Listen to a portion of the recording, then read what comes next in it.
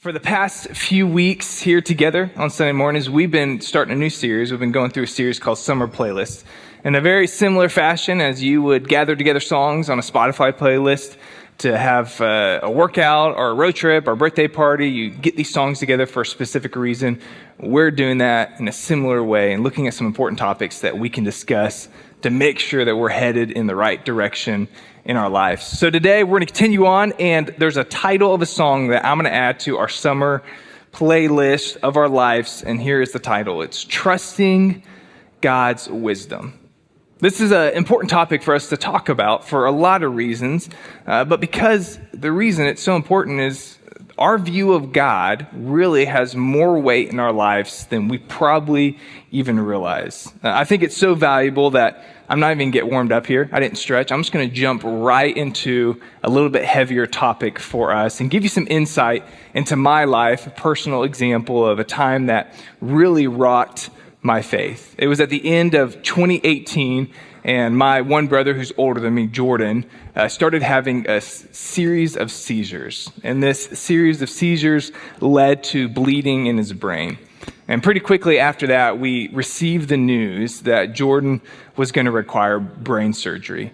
And that news just completely rocked my family, especially since Jordan had never had complications with his brain before. It's not like from birth we knew that this was something he was going to have to battle. It just felt like out of nowhere, our family was hit with this news of Jordan needing brain surgery. And now Jordan, who was 29 at the time, was going to have a surgery that was risky. There was a good possibility that it could completely alter his life or even take his life.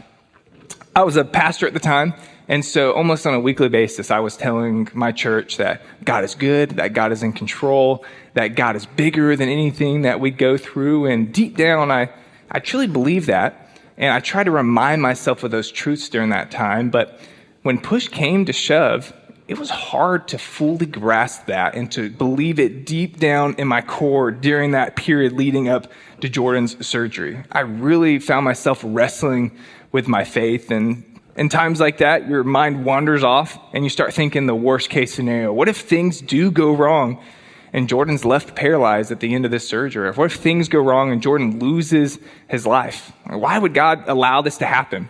Especially to someone like Jordan, who was one of the kindest people to everyone around him. He was someone who loved God, followed God, someone I looked up to in his faith. My raw human emotions led me to a beneficial wrestling match with my view of God's wisdom and his sovereignty and his goodness. Because this was one of those times in my life that it was out of my control. I wanted to try to control a situation. I wanted to figure out how to fix it, but I couldn't do anything. I was left feeling helpless. Without that season, I probably wouldn't have had a reason to wrestle with my faith in the way that I did. And it was actually super beneficial for me in the long run. But I definitely didn't think it or look at it like that in the midst of what was happening. And luckily, Jordan's surgery was completely successful. He's doing great now. He has a beautiful family. He hasn't had any major complications since. But that circumstance was a key turning point in my faith, in my view of God, especially the wisdom and sovereignty of God. Imagine that this is similar. You've had a similar type of wrestling match in your life at some point. There have been situations that are out of your control. Even if you had the willpower and you had the strength and you wanted to try to figure out a solution, it was just bigger than you. You couldn't control the situation. And that's a hard place to be. You might even find yourself in the middle of one of those scenarios right now. What would you say is the most difficult, stressful thing in your life right now? Don't yell it out, just think about it. And for my sake, don't say sitting here right now. That will just hurt my feelings and that will not be productive. What's the one thing in your life that if you could snap your finger, the one area, snap your finger, and that difficulty would be completely removed? What would it be? Maybe for you, it's that you have a family issue that you're having to navigate. Maybe your kids are adults now, and you have to watch and you see that the faith that you thought was important to them, the values that you tried to instill in them, just don't seem that important to them right now. And you have to watch almost from a distance and figure out they're not living under your roof. They don't go by your rules. How do you help them in this season? Maybe for you, it's a work issue. You need a job, or you've been trying to get a new job, and you've been applying, and it feels like it's taking up so much of your energy and your time, and it feels hopeless. Or maybe you're in a work environment where you just feel like it's taking a toll on your mental health and you don't know what to do. It could be a health issue. Maybe like Jordan, you received a diagnosis that was just completely rocked your world and your faith, and you're trying to just navigate, what is life going to look like for me in the future? Maybe it's the loss of a loved one. A family member, a close friend died recently or even years ago, but months go by and it doesn't seem like the pain lessens at all. Each one of us, we're going to walk through seasons or lifelong battles that just don't seem fair. So we worry about it, we stress about it, we become angry, we become sad, we feel every emotion, we even fight hard against it. If you follow God, you might even find yourself having a wrestling match with God and wondering, God, why are you allowing this to happen? I'm doing my best to love you and to follow you, and I know you're a good God, but I'm having a hard time grasping why you would allow this to happen in my life. These are natural human thoughts and emotions. But what I've seen to be true in the Bible is that oftentimes the difference between the wave completely crashing on top of us as opposed to us riding the wave and keeping our head above the water oftentimes comes back to our view of the wisdom of God. Whether you realize it or not, your view of God's wisdom or lack of wisdom dictates your perception and your perspective of the hardships that you endure.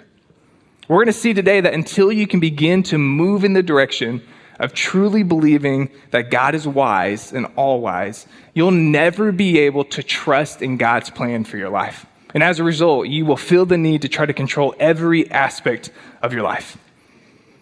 Before we can get to a place of believing in God's wisdom, we got to know what God's wisdom is and isn't. It's hard to follow something or believe in something if we don't know what it is.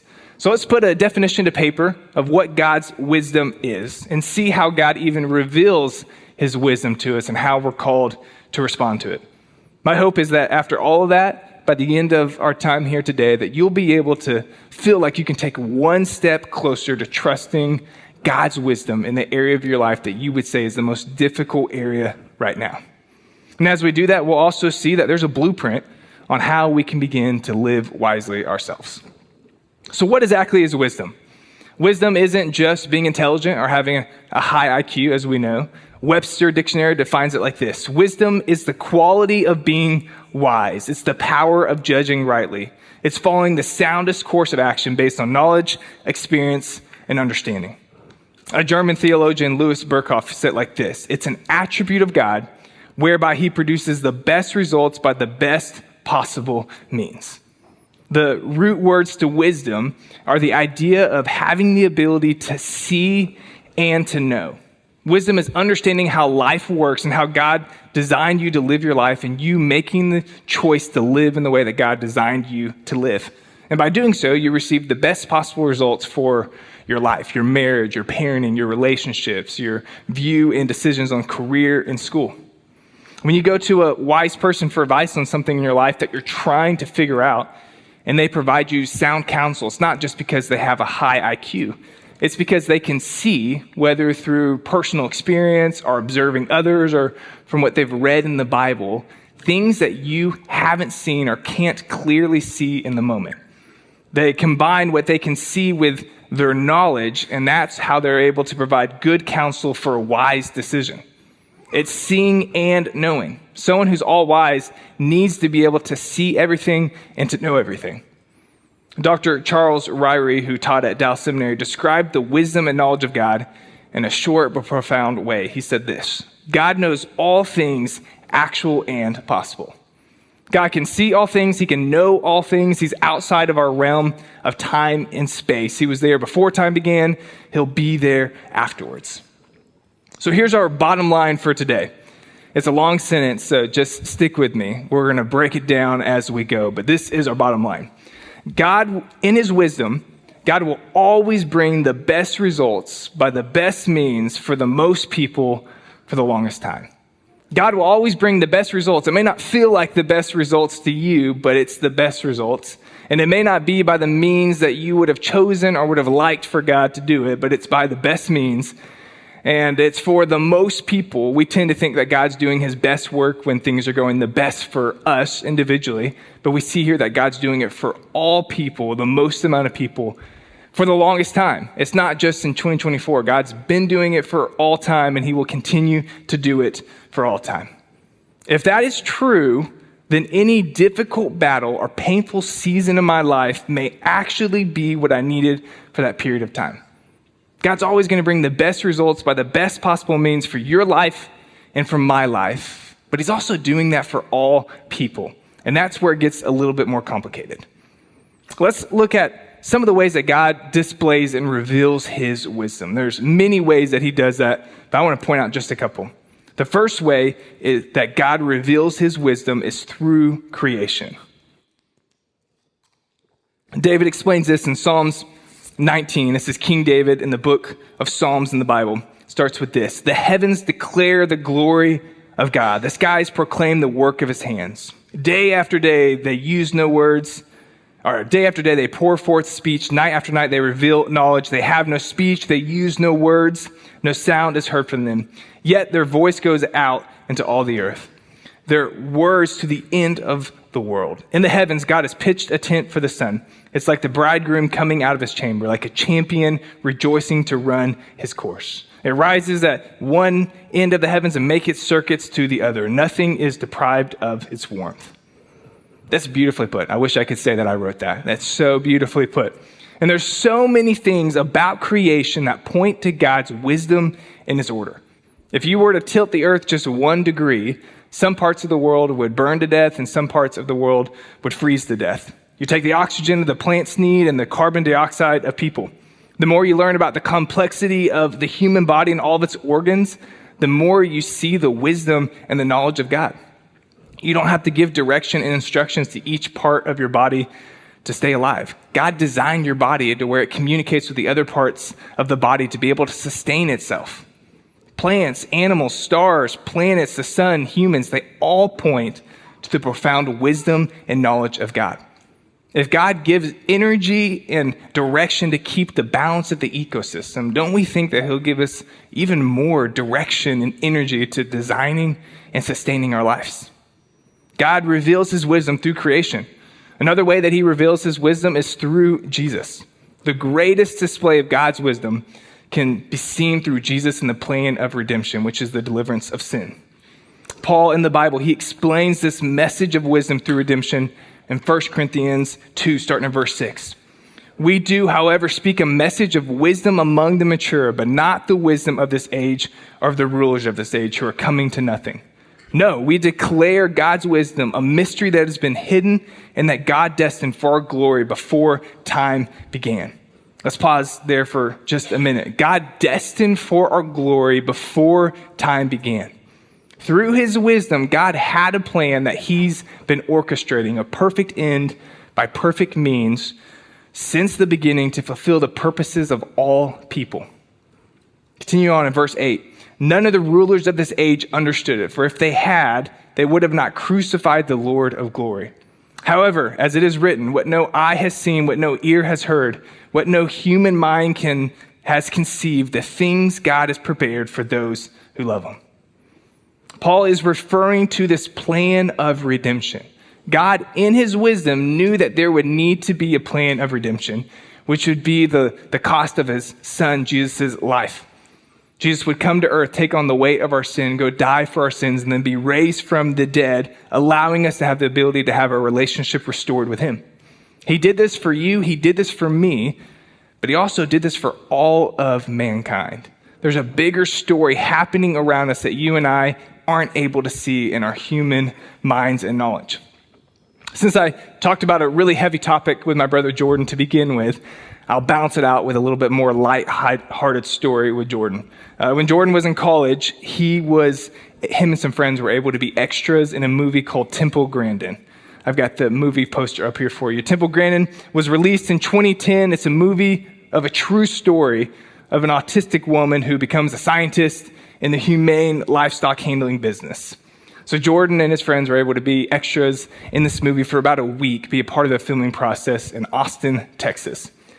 When the movie finally came out, My family, we bought the DVD and we sat on the couch, we popped popcorn, we put butter on the popcorn, and we were so excited to see, did Jordan make any of the scenes in the movie? You never know if extras are actually going to be able to be seen in the movie. And so we started watching it, and about halfway through the movie, there was a part of it, a classroom scene, where for a moment, Jordan's face took up the whole screen. We got a picture of it here for you, a little screenshot we took. For a moment, Jordan is laughing in this classroom scene for just a minute, and we went crazy. All of a sudden, we see Jordan's face take up the whole screen for 1 second, and we lost it. And my dad's rewinding it like 10 times. We kept watching this classroom scene over and over, and you can't see it in here, but the desks, for some reason, were really small, and Jordan's a large man. And so we'd always make jokes. He looked like Will Ferrell in the movie Elf, this grown man in this tiny little desk. But this right here, this was the peak of Jordan's movie career, right here. It's kind of a hard pill to swallow, but what I've come to realize is that our lives are a lot like an extra in a movie. An extra is definitely needed for many scenes in a movie, but how long is an extra actually shown? Jordan was shown for 1 to 2 seconds. And how long is a movie? Typically 2 to 3 hours. The amount of time that the extra is shown is so small in comparison to the whole length of the movie. No one finishes the movie and goes, man, that extra killed it. I mean, did you see that guy laughing in that classroom scene? I'm going to Google him and see whatever extra work he's done as well. That just doesn't happen. Our specific lives, the purposes of our lives, in the grand scheme of God's plan of redemption is a lot like that. Our lives, they're important. They have tremendous value, but we make up just a part of the story. God is working towards a plan of redemption for all people. But we get caught up in our 2-second scene and we forget that our lives, they tie into a much bigger story, a bigger, more complex story that God is weaving together to bring people to him. And that's exactly where the disciples found themselves if you start to read the Gospels. As Jesus died on the cross, they've been following this man, they've been teaching, they've been following him in his cause. They completely believe what he's doing. They're dedicated to him and his cause. And now they see that Jesus is dead on the cross. And in that moment, they started feeling every emotion. What they believed to be true seemed false. This guy they were following, maybe it wasn't really what they thought. Even though Jesus had been working really hard before he died to tell them this plan of redemption, to tell them what would happen, they got caught up in the 2-second scene of their life, the emotions of the moment, and they forgot that Jesus had already told them the plan, that he would defeat the power of sin and death, that he would be victorious. And what seemed hopeless and foolish in the moment was actually God displaying his power and his wisdom. A big part of understanding God's wisdom is to try to begin to understand the end. What is God's goal? And God's aim is for as many people that he created and loves to respond to the gospel and to enter into a relationship with him. That is God's goal, that every person that he created and loves would receive his love and begin to have a relationship with him. God's going to bring the best results by the best means for the most people for the longest time. And that's why we can find ourselves so frustrated. We don't look through the lens of God's ultimate purpose for all of mankind. We don't ever take the time to step back just enough to see that, hey, there's a bigger story happening than just my specific life. And we start to question, why would God allow these bumps in this season of the road? Because God is outside of our realm of time and space, he is able, since he knows all things, to be able to care for our specific needs. He knows them, he cares for them. But our personal peace and our personal comfort is not his biggest priority. He cares about those things, but the thing at the top of his agenda is that every person that he created and loves would receive his love. And the more that you can begin to understand that and see that God is working to bring the best results for you, but also for all people, the more you can begin to live your lives opening up your hands and trusting that God really can see all things and that he knows all things and that he's working behind the scenes for your good, but also the good of all people. So knowing all of that, how are you and I called to respond to God's wisdom? Let's look at a few specific steps on ways that we can make this applicable to our lives. And we ultimately respond to the wisdom of God by learning to live wisely. I know it's mind blown, but that's where we're headed. you respond to the wisdom of God by learning to live wisely. Paul says in Ephesians 5, "Be careful then how you live, not as unwise, but as wise, making the most of every opportunity, because the days are evil. Therefore, do not be foolish, but understand what the Lord's will is." The first step is to know God's will and how he designed life to be. And then you choose to follow that in your life by making wise decisions and reflecting to the people around you who God is. If we choose to not live in this way, it ends up leading to us making unwise decisions that lead to consequences and lead to a diminished quality of life for ourselves and the people around us. But there are some ways that we can position ourselves to learn to live wisely in the here, but also for the long haul. The first step on how we can live wisely is to have a clear view of who God is. We must see God in all of his attributes. Depending on how you grew up, you probably have one attribute of God that you tend to hone in on. And for many people, it's the love of God. And we see God only in his love, and we leave out the rest of his attributes. But to have an accurate view of God, we got to see God in all of his attributes, his goodness, his sovereignty, his holiness, wisdom, justice, his love, his faithfulness. An accurate view of God leads to an appropriate response in your life. You're much more likely to make wise decisions if you know and are reminded of who God is, how he views you, and your ultimate purpose here on earth. We also live wisely, and we learn to live wisely by reading the Bible. One of the greatest ways that you can learn more about God is to actively interact with his word, the Bible. Going back to what David said in Psalms 19, the next verse is verse 7. It says, "The law of the Lord is perfect, refreshing the soul. The statutes of the Lord are trustworthy, making wise the simple." Not only does reading the Bible lead to an accurate view of God, it also gives us guidance on how to live our lives wisely. It's a manual for wise living. It's this standard that we can begin to aim towards. Another way that we can learn to live wisely is to ask for it. James 1:5 says, "If any of you lacks wisdom, you should ask God, who gives generously to all without finding fault, and it will be given to you." Seems simple enough. You ask for it. And the context of these verses is the author, James, is writing to a group of believers who are in the midst of suffering. And he's already told them before this that they can consider their suffering, their pain, joy, because it's producing perseverance in their life. And then he continues on and he says, while you're walking through that pain, while you're walking through that suffering, communicate with God. If you're having a hard time knowing how to walk through it, ask God to give you wisdom and to reveal to you how you can walk through this time of suffering. God is faithful to answer that prayer. God is faithful when we ask him and when we look to him to give us a light on the next step that we're supposed to take. He won't light up the whole path, but as we look to him, he'll light up what's the next step I'm supposed to take. And as we look to him in faith, he lights up the next step and the next step. And that can come in a lot of different ways. God may communicate that to you as you have coffee with a friend and you guys begin to share what's going on in your life. Maybe it's through a worship song. It's through a message at church. It's through a book that was recommended to you, or even just through personal experience. As you make it over a hurdle, you're able to look back and you begin to see things and they begin to make more sense in your mind, and you see God providing wisdom in your life. But we have to, first of all, ask for it. Lastly, we live wisely as we learn to trust God completely. If we really want to live wisely, we have to have an accurate view of God. We've got to read the Bible. We've got to pray and ask God for it. But then we also have to take that step to trust God with our lives. Because if not, you have that last puzzle piece and it doesn't really matter, because you can have all kinds of knowledge of who God is. You can read the Bible.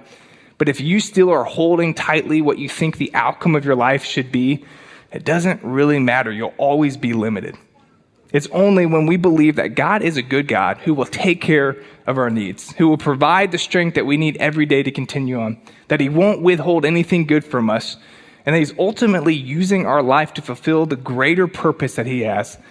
That is when we can begin to live life in the way that God designed for us to live. And each time that you trust God a little bit more, and each time that you obey God, even when it doesn't make sense, you find your faith in him growing. Because as time goes on, you're able to look back and see God provided for my needs each chapter of my life. It may not have necessarily been in the way that I would have wanted, or thought that it needed to be, but God provided for my needs. And as I spent time with him, God revealed more of his character and his truths to me. And as those things happen, we find ourselves becoming wiser and we find ourselves trusting God more. As a child, it drove me crazy that my parents didn't let me do whatever I wanted. They wouldn't let me go out and play outside when it was dark until midnight. They made me brush my teeth not just once, but twice every single day. They wouldn't let me go get candy from a random person's van. Like, I didn't understand these things, and it frustrated me so much, but it's because I didn't understand the why behind it. They were wiser. They had seen and experienced more than me. What I can understand now as an adult is that they were actually doing everything they could to protect me, to allow me to grow, to be able to go into adulthood with the best chance for a high quality of life. They knew and saw things that I wasn't capable of seeing and knowing at that point in my life. I truly believe that God is going to bring the best results by the best means for the most people for the longest time. What if God is perfectly weaving together the best ending for your life? And what if all of the twists and the turns of life circumstances are actually his means to accomplish it? What if God is wanting to teach you something in your struggle right now? What if God really is all wise? What would that do for your perspective if you started to truly believe that? I think one of the best things that we can do is to figure out how to take one step in the right direction. Not to overcomplicate it, not to visualize what are the next 15 steps I'm supposed to take, but figure out what is one step that I can take today to start to move closer to trusting in God and his wisdom for my life. Because God's going to bring the best results by the best means for the most people for the longest time, and you're included in that. God knows all things, he sees all things, and he is working behind the scenes to perfectly weave together this complex story that you and I get to be a little part of. I pray that we get to the place where we can start taking one step at a time to begin to trust in the wisdom of God. Let's pray together. God, I thank you for your wisdom. I thank you for the way that you are working behind the scenes in ways that we probably will never understand on this side of heaven. I pray that no matter what we may be walking through right now, that we start to look to you and start to know that nothing is a surprise to you, nothing is out of your control, and that you're working behind the scenes for our good, but also the good of all mankind. I pray that you make it super clear what our one step can be today to move closer to you, and that we'll have the courage and boldness to take that step here today. It's in your name. Amen.